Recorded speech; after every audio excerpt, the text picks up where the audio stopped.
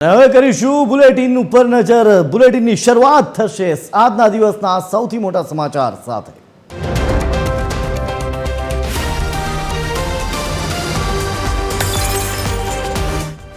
તો ગુજરાત કેબિનેટ વિસ્તરણ નિશ્ચિત માનવામાં આવી રહ્યું છે। ગુરુવાર અથવા શુક્રવારે થઈ શકે છે કેબિનેટનું વિસ્તરણ। તો બીજી તરફ બુધવારે મળનારી કેબિનેટ હવે ગુરુવારે મળવા જઈ રહી છે। ધનતેરસ સુધીમાં નવા મંત્રીમંડળની પણ રચના થઈ જાય હાલ તેવી પૂરેપૂરી સંભાવના છે। દિલ્હીમાં મીટિંગોનો દોર પતાવી મુખ્યમંત્રી અને પ્રદેશ પ્રમુખ વડોદરા પહોંચી ચૂક્યા છે। ત્યારે આવતીકાલનો દિવસ ખૂબ જ નિર્ણાયક બની શકે છે। તારીખ 16 અથવા 17ના રોજ શપથવિધિ સમારંભ પણ યોજાઈ શકે છે। બીજી તરફ ગવર્નર દેવવ્રત હાલ કુરુક્ષેત્રના પ્રવાસે છે, તો શપથવિધિ નક્કી થાય તો ગવર્નર પણ પ્રવાસ ટૂંકાવી શકે છે। કેબિનેટ વિસ્તરણ અંગે સત્તાવાર જાહેરાતની હવે માત્ર રાહ જોવાઈ રહી છે। કેબિનેટ વિસ્તરણને લઈ સૌથી મોટા સમાચાર ગુરુવાર અથવા શુક્રવારે થઈ શકે છે કેબિનેટનું વિસ્તરણ। રાજ મામલે વિસ્તારથી વાત કરવા માટે મારી સાથે જોડાઈ ચૂક્યા છે એસોસિએટ એડિટર તોરલ। સીધા જઈશું તોરલની પાસે। તોરલ, તારીખ 16 અથવા તારીખ 17ના રોજ શપથવિધિ સમારંભ યોજાઈ શકે છે, ત્યાં સુધીની વાતો સામે આવી રહી છે। બીજી તરફ મુખ્યમંત્રીથી લઈ પ્રદેશ પ્રમુખ તમામ હાલ દિલ્હી જઈને આવ્યા છે, એટલે કે ગુરુવાર અને શુક્રવારની વાતો થઈ રહી છે। શું કારણ હોઈ શકે? એક તરફ મીટિંગોનો દોર, બીજી તરફ હવે વાર સામે આવી ગયા છે। જય, સામાન્ય રીતે આપણા ત્યાં જોવા મળતું હોય છે કે દિવાળીનો તહેવાર નજીક આવે એટલે આખા વાતાવરણમાં ચહેલ પહેલ જોવા મળતી હોય છે। આ વખતની દિવાળી રાજકીય પક્ષ જે સત્તા પક્ષ છે તેના માટે પણ ખૂબ જ મહત્વપૂર્ણ સાબિત થવાની છે અને ઘણા લાંબા સમયથી વિસ્તરણને લઈને જે ચર્ચાઓ ચાલી રહી હતી અને તેમાં પણ આપણે જો વાત કરીએ તો વિસ્તરણની ચર્ચા લગભગ ગઈ દિવાળીથી શરૂ થઈ ગઈ હતી। હવે આ દિવાળી આવી ગઈ, એક આખું વર્ષ પસાર થઈ ગયું અને વિસ્તરણની જે ચર્ચાઓ છે તે તેજ બની રહી હતી। અટકળો લગાવવામાં આવી રહી હતી, કોને પડતા મુકાશે, કોને લેવામાં આવશે, કોને સમાવવામાં આવશે, પરંતુ આખું જ્યારે આ ચિત્ર સ્પષ્ટ ત્યારે થયું જ્યારે મુખ્યમંત્રી દિલ્હીના પ્રવાસે ગયા અને ત્યારબાદ સમાચાર સામે આવ્યા કે ન માત્ર મુખ્યમંત્રી પરંતુ પ્રદેશ અધ્યક્ષ પણ દિલ્હીની મુલાકાતે ગયા છે। મેરેથોન બેઠક દિલ્હીમાં યોજાઈ, ખૂબ જ લાંબી 5-5, 6-6 કલાકની બેઠકો યોજવામાં આવી। પ્રધાનમંત્રી સાથે બેઠકો યોજવામાં આવી અને ત્યારબાદ અમિત શાહ સાથે પણ બેઠક યોજવામાં આવી હતી। આ 2 દિવસની મહત્વપૂર્ણ બેઠકો બાદ એ ચિત્ર સ્પષ્ટ થતું દેખાઈ રહ્યું છે કે હવે વિસ્તરણ ખૂબ નજીકમાં છે અને તેમાં પણ જે રીતની આખી ગતિવિધિ જોવા મળી રહી છે, દિવાળી પહેલા આ વિસ્તરણ થઈ જશે। કયા નેતાઓ એવા છે જેમની દિવાળીનો ઝગમગાટ વધે છે અને કયા એવા નેતાઓ છે જેની દિવાળીની રોશની થોડી ઝાંખી પડે છે, એ હવે લગભગ 2 દિવસમાં સ્પષ્ટ થઈ જશે। માત્ર આવતીકાલનો દિવસ આડે છે જય એવું કહેવું બિલકુલ અતિશયોક્તિ નહીં કહેવાય। ગુરુવાર અથવા શુક્રવાર નિશ્ચિત માનવામાં આવી રહ્યો છે કે આ 2 દિવસમાંથી એક દિવસ એવો હશે કે જ્યારે તમામ નામો પરથી પડદો ઉઠી જશે। જય તોરલ, અટકળો તો ત્યારથી જ લગાવવામાં આવી રહી હતી કે જ્યારે મુખ્યમંત્રી પહોંચ્યા દિલ્હી અને તેઓની પાછળ પ્રદેશ પ્રમુખ પણ પહોંચી ગયા, તેઓને પણ બોલાવો આવી ગયો। પણ બીજી તરફ હવે જો વાત કરવામાં આવે કે જે કેબિનેટની બેઠક મળવા જઈ રહી હતી, જે બુધવારે મળનારી હતી અને એ હવે ગુરુવારે મળવા જઈ રહી છે, શું લાગી રહ્યું છે આપને? શું થઈ શકે? કારણ કે હવે જો જે પ્રકારે ગુરુવાર અને શુક્રવારની વાતો સામે આવી રહી છે, તો ગુરુવારે જ્યારે આ કેબિનેટની બેઠક મળશે ત્યારે એમાં શું ખાસ બાબત હોઈ શકે? તોરલ, સંભાવનાઓની ખાસ કરીને જય આપણે જો વાત કરવામાં આવે તો આમ તો ભારતીય જનતા પાર્ટીને કળી ન શકાય તે પ્રકારનું આ રાજકીય પક્ષ છે, પરંતુ હવે પત્રકારો થોડું આ પક્ષને સમજતા થઈ ગયા છે અને હવે દેખાઈ રહ્યું છે કે કેવી રીતનું આ ચિત્ર બની શકે છે।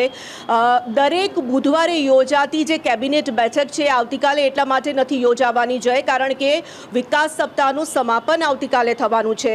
પ્રધાનમંત્રીનો ડ્રીમ પ્રોજેક્ટમાંનો એક પ્રોજેક્ટ આ માનવામાં આવે છે અને તેનું આવતીકાલે સમાપન છે, એટલે આવતીકાલે કેબિનેટ બેઠક મળવાની નથી અને જેની જાહેરાત કરવામાં આવી છે કે ગુરુવારના રોજ તે બેઠક મળી શકે છે। એટલે ગુરુવારની જે કેબિનેટની બેઠક છે તે બેઠકમાં સંભાવનાઓ અત્યારે હાલ જે વ્યક્ત કરવામાં આવી રહી છે કે જે નેતાઓ છે, જે મંત્રીઓ છે, જેઓને પડતા મૂકવામાં આવનાર છે, તેમના માટે આ કેબિનેટ બેઠક તેમની અંતિમ કેબિનેટ બેઠક હોઈ શકે છે, એવી પણ અટકળો લગાવવામાં આવી રહી છે જય, કે આ જે બેઠક મળશે જે મંત્રીઓને પડતા નિમણૂક આવવાના છે તે તમામ મંત્રીઓને તે દિવસે રાજીનામું આપવા માટે સૂચના આપી દેવામાં આવશે.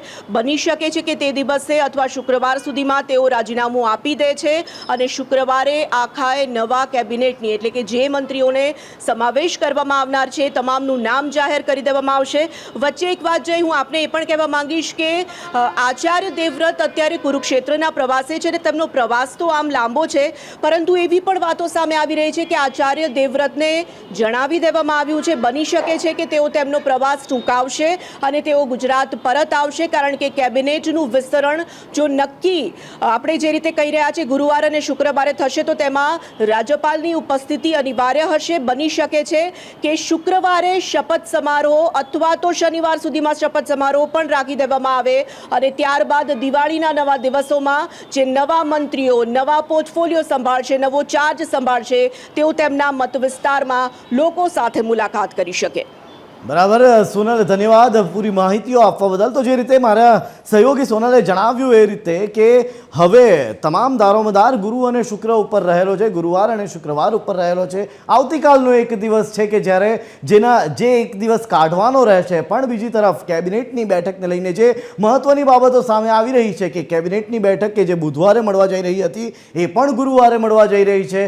એક તરફ મેરેથોન મિટિંગોનો દોર ચાલ્યો અને ત્યારબાદ હવે જે સામે આવી રહ્યું છે, જે તારીખો સામે આવી રહી છે, ગુરુવાર અને શુક્રવારના દિવસે વિસ્તરણ, ગમે એ સમયે વિસ્તરણ, મંત્રીમંડળનું વિસ્તરણ થઈ શકે એમ છે. ત્યારે હવે એક નજર એના ઉપર પણ કરી લઈએ કે જો આ વિસ્તરણ થાય તો કોને કોને પડતા મુકાઈ શકે છે. તો એમાં સૌથી પહેલું નામ સામે આવી રહ્યું છે બચુ ખાબડનું. બચુ ખાબડ કે જેઓને પડતા મુકાઈ શકે છે, તો આ તરફ પરસોત્તમ સોલંકીને પણ પડતા મુકાઈ શકવાની પૂરેપૂરી સંભાવનાઓ છે.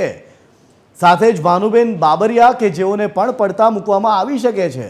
જ્યારે ગુરુવાર અથવા શુક્રવારની વાતો ચાલી રહી છે ત્યારે રાઘવજી પટેલ પણ છે. રાઘવજી પટેલ કે જેઓને પણ પડતા મુકાઈ શકે છે અને કુબેર ડિંડોરને પણ પડતા મુકાઈ શકે છે. આ નામો ચોંકાવનારા છે કે જેઓને પડતા મુકાઈ શકે, પણ હાલ આ તમામ શક્યતાઓ છે. કનવાઈ દેસાઈ કે જેઓ હાલ રાજ્ય નાણામંત્રી છે તેઓને પણ પડતા મુકાઈ શકે છે. તો મુકેશ પટેલ કે જેઓને પણ હવે પડતા મુકાઈ શકે છે. હવે કોના કોના નામ આવી શકે છે અથવા તો કોને સ્થાન મળી શકે? તો અમદાવાદના અમિત ઠાકરને સ્થાન મળી શકે છે. બીજી તરફ અમિત શાહને પણ કે જેઓ પણ અમદાવાદના ધારાસભ્ય છે તેઓને પણ સ્થાન મળી શકે છે.